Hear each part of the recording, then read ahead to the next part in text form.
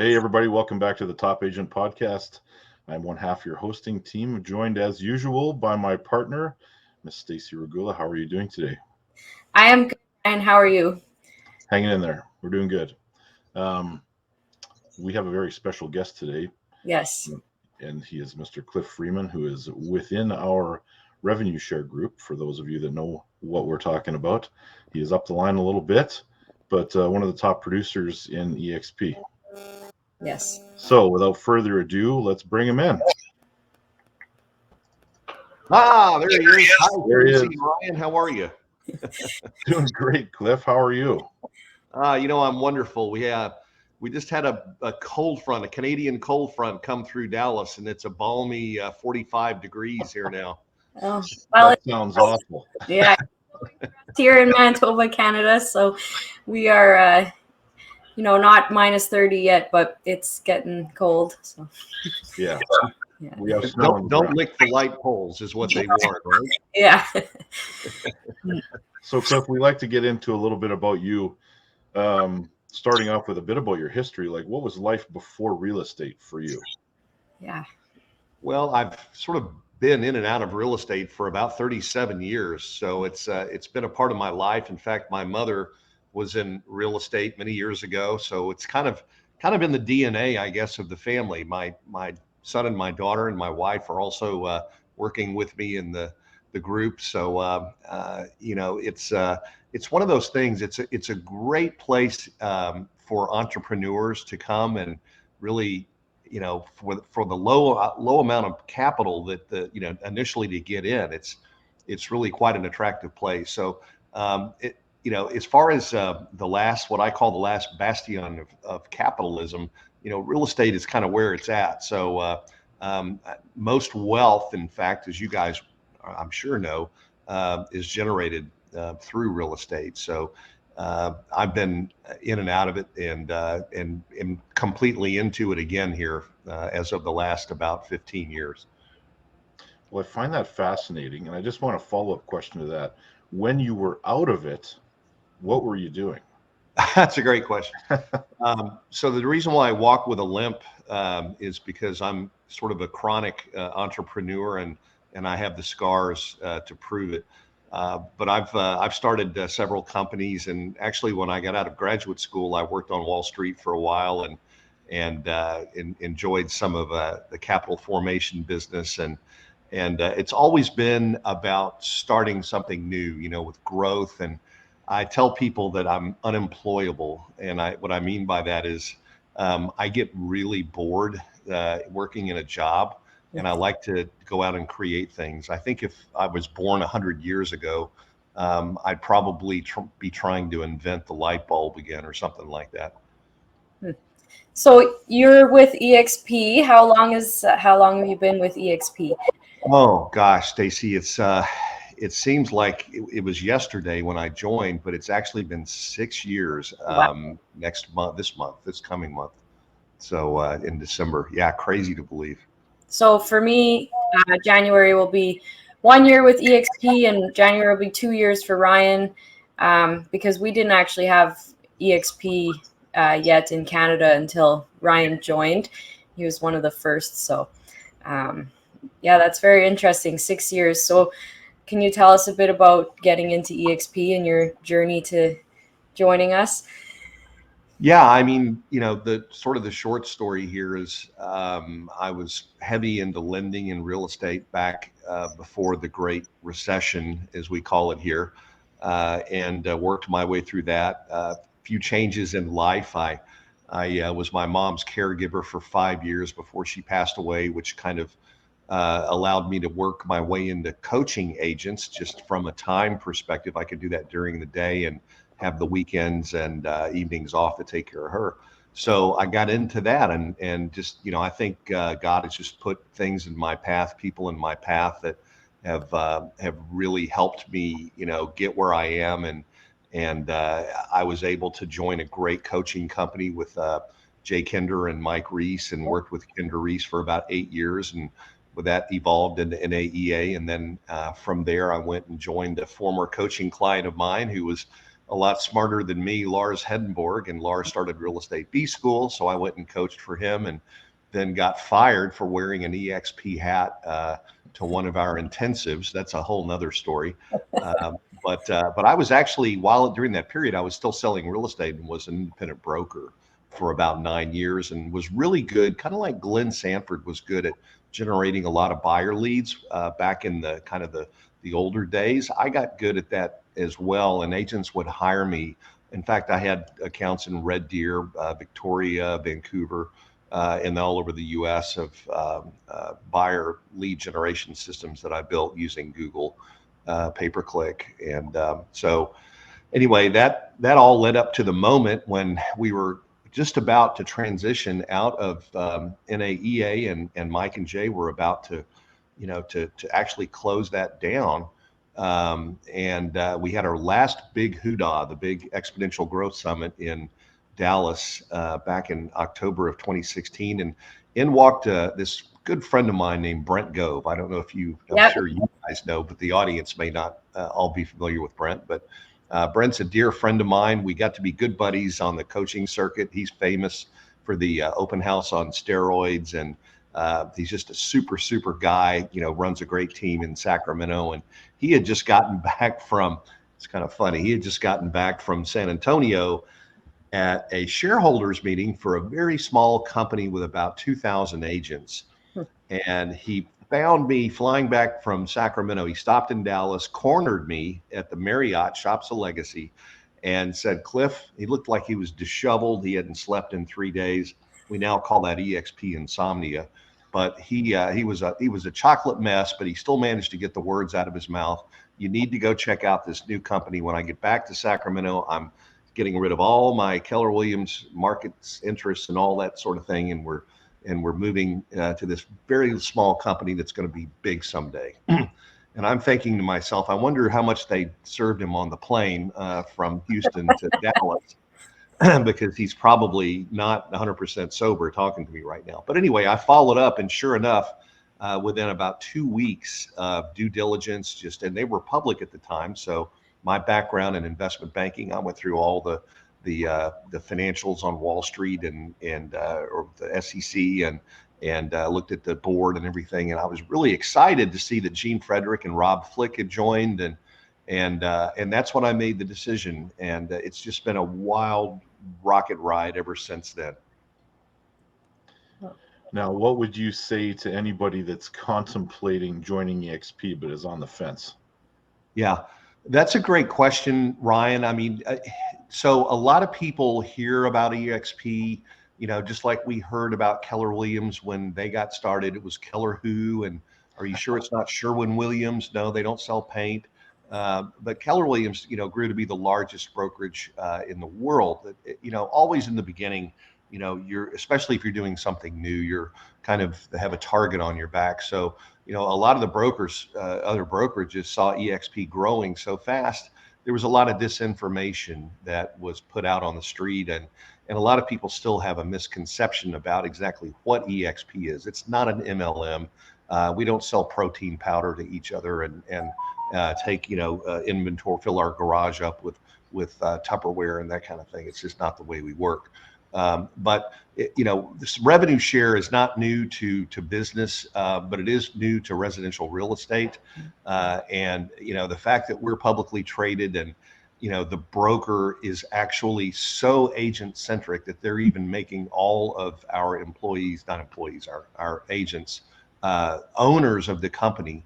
And then the best thing about it for me was it's the greatest place to sell real estate. I built a team. In 3 years, we're up to 85 agents here in Dallas. Last year, we did 157 million, 450 deals. That was with 40 agents. We've doubled since then. And I couldn't have done it that quickly anywhere else. And I've got, 12,000 agents all over the world now who are in my revenue share group. And it's wonderful because I've been able to now impact many, many more people's lives than I could have when I was coaching 60 or 70 agents at a time. So when I come across people who don't know about eXp, or, who just don't have a good opinion of it, first of all, I accept them because that's their limited knowledge. That's all they know. I just try to get them to have an open mind about it. And, people's gates are not always open. They're not always receptive to hearing about other things. It's funny. A lot of agents complain about getting recruited. To me, being recruited is one of the highest honors that you can have. It's like being an NFL football player. Can you imagine not being highly recruited coming out of college, or while you're playing or hockey, for example, in Canada? If you're not recruited, you stink. Okay, so get over it. Enjoy being recruited. It's a great thing, and it's an honor that people are calling you. But I would just say, have an open mind. The most expensive thing that anybody can own, Stacey and Ryan, is an open mind. And Yes. Sorry, a closed mind. Yeah. An open mind is what you got to have. But if you have a closed mind, you're going to miss all those opportunities that are put in front of you in this life. And you only get one shot, unless you believe in reincarnation. But even then, you might come back as a goat or a horse and not have the same luck. So, that's just have an open mind. That's great advice. Yeah, we've got about 85 agents in Manitoba, so our province with eXp. So it's still growing. It's tripled basically in the last little bit, but it's just trying to get people to have an open mind to it. So how did you grow your organization? Did you do the lunch and learns? Like, we've interviewed Brent Gove, and he's big into the networking lunches, and we do those. So yeah, I do events. I've gone from sort of the smaller local lunch and learns to we did several large events. I did a luxury event here in Dallas with Josh Altman and Frank McKinney, and we have hundreds of agents show up. They're broker agnostic, as we call them. We don't go there to sell eXp. What I did when I started, because I had a pretty good Rolodex, is I made a list of 100 people who I thought would really be a good fit for this platform to grow on. So I was looking for hungry, growth-minded people who were humble and just good team players. And I started making phone calls, and I had good relationships. And so my thing was not to sell them eXp. I was actually still in a position where I was interested in their feedback about the model. So I would call people, just like, and this is what Brent suggested. I love Brent. I follow him and do exactly what he tells me to do when it comes to attraction. So I would call folks and I would say, hey, I really appreciate your advice. We're good friends, and I'd like to get your opinion on this model, this new model that's come out. I'm really excited about it, but I don't want to, if you need to jump, before I jump off the cliff, if you want to pull me back in, I'd really like to get your opinion. And if you don't mind, I'd appreciate just a few minutes of your time to watch this video and then offer me your feedback and let me know what you think about it. Nice. So that's what I would do. And some people would watch the video and go, hey, it's great. It's an MLM. They wouldn't really take the time to invest in it. And it's like, okay, I get it. That's, you just really haven't sat down to understand the model. And then other people would watch it and just, they would light up, and you would see this like epiphany, and they would say things like, I've been looking for an exit strategy for my team and my small brokerage heretofore it was they were going to pay you in an earn out. It was horrible. And you didn't get what you deserved. And I see a way to build an organization here. Just the fact there's no brick and mortar, all the good things about the benefits of being at eXp. Some people can really, really see it. And it's like Jay Kinder said, once you see it, you cannot unsee it. And that's the thing. If you really, really see the model, then I promise all roads will lead to eXp, because eXp was designed to solve all the problems that the basic, the typical real estate independent agent and team and even small brokerage will have. It really is the end solution. Okay, your answer gave me another question, because you said a name in there, and I'm just going to ask, are the Altman brothers contemplating eXp? Well, that's another story. They're back with Douglas Elliman. They're great guys. They have a deal with Douglas. They're building an office in Newport. And so I don't expect them to be making any moves anytime soon. And, you know, they're contractual things that I can't speak about openly in public on a public forum. But you just never know. I mean, you look at the names that have come over recently, and you know, you got to think when you see people like Grant Cardone and Tristan Armuda and you know, the people from Lab Coat Agents and just the top players in our industry, Kenny Fast. I mean, all of the, you know, Dan Beer, Kyle Whistle, all of the Veronica Figueroa, all of the names that are household names in our business. There must be something to this. And I know we've got some big hitters up in Canada as well. And I happen to have, we got started early up in Victoria and Vancouver, right after, I think that was one of the first, BC must have been the first, one of the first provinces that we got open. So we got a foothold in there, and I'm super excited about Manitoba and the opportunities in your guys' backyard. Yes. So my question was is going to be, now this is a question for you while you're, are you still actively selling real estate? Well, I run the team, and you know, I do. I mean, my name's on a lot of the deals, so you know, I'm not. I delegate as much as possible. So my question for you is, what are you doing to adapt to a changing market, or what advice would you give to somebody to adapt to the changing market? Yeah, that's a great question. I taught a lead generation mastermind yesterday, and what we're focused on now is what it's like to work in a shifted market. And what I mean by that is, if you go back and look at the Great Recession, you know, we had changes. Anytime there's change in the market, Ryan and Stacey, you know, there's opportunity. I believe what we're going to see here, because of the reduction in the number of sales, we're going to see nationwide and perhaps in Canada. I'm not quite as familiar with your market as I am this one, but I mean, globally, we're facing recession, a housing supply shortage. It's nothing new. But the bottom line is that I see what I call a thinning of the herd coming up.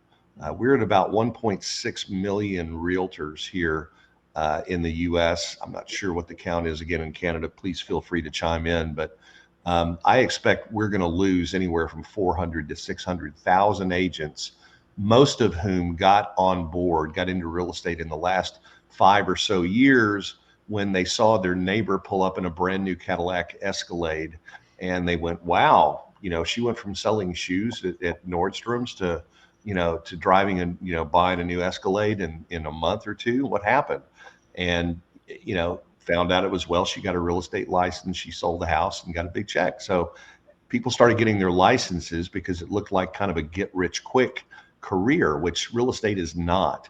And as we go back into more of a buyer's market, more of a balanced market, the skill set required to be successful and to be an authority, to be a trusted advisor to your clients, the bar has just been raised.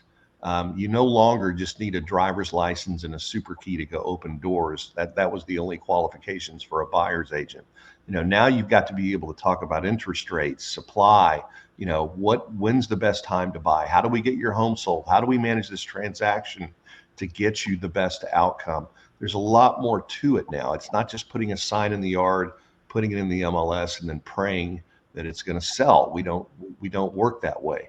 And so raising your skill level now is really going to show who's, you know, the cream of the crop and who got in probably for the wrong reasons. But adjusting your skills, your scripts, your dialogues, now you're going to have to work a lot harder to become the person that you would hire in a real estate transaction. The bar has just gotten raised. That's very true.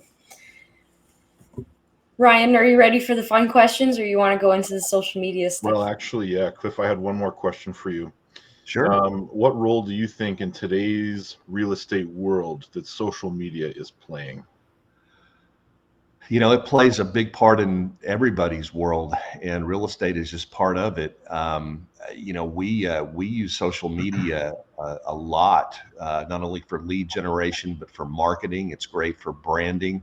It's great just to get yourself out in front of people. Heretofore, it was cost prohibitive to go get television time, and then you would buy, commercials, and it would broadcast to an audience. Then you couldn't select the people you wanted to hear it. These days, like what we're doing now, streaming this on YouTube, you can go out and run ads with this podcast and directly to the people that you want to reach, and it's cost effective. I mean, YouTube is free. I don't know how it's great that we don't have to pay for YouTube, and I have a love-hate relationship with Facebook, but and Instagram, but it's free for the most part unless you're going to run ads. But it's a very cost-effective way. So social media is not going away. I think it's just becoming more and more, getting more market share, and especially as a new generation comes in, they're going to forget about a lot of things that we used to do back in the old days, and they're going to stay focused on social media. Yep. We have to adapt to the changing times. So we got some fun questions for you, Cliff. Sure. What is your favorite movie of all times? My favorite movie of all times. Wow, that's a great one. I got to tell you, I just, movies these days are not what they used to be. I would say when I saw the original Star Wars, that was really more. That was the new technology and stuff in there then had a huge impact. Now it's nothing. It looks like amateur stuff, but at the time that came out and at my age, that was a really good movie. The stuff that went into that movie, I fully appreciate it. I love all those. Yeah. So other than watching Star Wars, what is your favorite thing to do when you're not doing real estate? Well, it's funny because, if you really like what you do, then you're not really working. And I just do real estate a lot. I mean, we're doing a cruise to the Western Caribbean. It's NLP certification and self-leadership. And we're taking 22 of our closest builders and friends on this 7-day cruise. And we'll have 3 days of training with my coach, Gary De Rodriguez, who's a certified HNLP and NLP practitioner and teacher, and just a great guy. But I mean, I love doing anything and everything associated with real estate. Plus, if I do that, then it becomes a tax write-off too. So I hope the IRS isn't listening here, but we do. Yeah, I mean, I do play golf, and I love that. I have 9 guitars that I play. I wanted to be in a rock band in high school, and at the time, MTV never called me, so I said I better figure something else out to do here.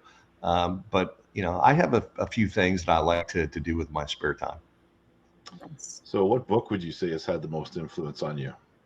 Well, it depends on what part of my life we're talking about. At a young age, I started to read. I started to read the Bible and understand a little bit more about. There is no owner's manual for your life, and so you better find something to sink your teeth in. And so I did that at an early age.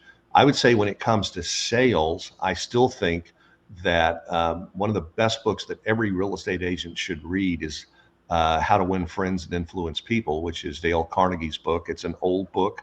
I know that for you young folks that are watching today, but sometimes those old books have a lot of good knowledge in them, and they'll get you on the right track. So that's a great one. There are just so many. I try to read a book a month right now, and most of them have to do with business or real estate or self-development. But even things like, Think and Grow Rich, some of these, mindset development books. And I read Tony Robbins. He wrote a great book on finance, and I'm a big Tony fan, and Jim Rohn, and that whole, success brand that eXp owns now is just rich with great things to read and great authors in there. Darren Hardy wrote a great book called The Compound Effect. There's just, there's a number. I could go on get a list together for you for the notes here, but there's a lot of great books out there, and you got to be a reader. Don't, put the YouTube down, turn off the screen and read. That way your brain has to exercise. You need to exercise your brain. Yes. I'm so happy you said that. No, he's right. We've been putting a list together because every week we do a podcast, and we're writing down everyone's favorite books, because there's definitely a good list we're compiling here to help people. So, and our last question is the hardest one. The best piece of advice you have ever been given? The best piece of advice, I would say, worry less about what people think of you than what you think about yourself. And what I mean by that is, at the end of the day, when you take that last breath, you're going to answer to yourself and to your maker. And the rest of what everybody else thought about your life doesn't matter. I think kids these days, too many of them are concerned about what everybody else thinks. You need to find a compass and you need to stick with it. And I think that's the biggest challenge that most people have, getting traction in life, getting purpose in life, is they just don't have any kind of gravity or compass to guide them. So that's what I would offer. That's great. That's an excellent answer. Cliff, that concludes our show for the day. And we thank you so much for being here. Hey, it's been a thrill. I tell you, I'd love to have you guys on the show. I have Cliff's notes as well, and would love to share the honor of being on your show and have you guys on mine sometime. I wish you a warm winter up there in Manitoba. Thank you so much. And I would love to be on your show sometime. So excellent. Well, thank you guys again. It's been a pleasure. Thank you.